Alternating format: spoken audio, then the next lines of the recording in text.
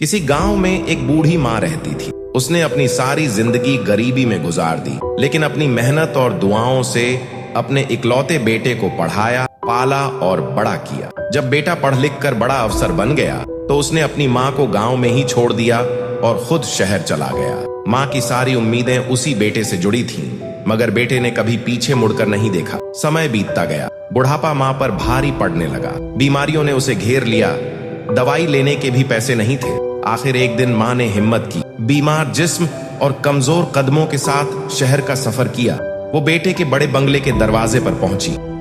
दरवाजा खटखटाया तो नौकर बाहर आया। बीबी साहिबा ने कहा है कि अम्मा को अंदर मत आने देना, अंदर मेहमान बैठे हैं। माँ ने उसकी बात सुनी और दरवाजे पर ही बैठ गई। बेटे को पता चला तो वो दरवाजे पर आया। माँ ने कांपती आंखों से बेटे को देखा, मगर बेटा शर्म के मारे नजरें चुरा गया।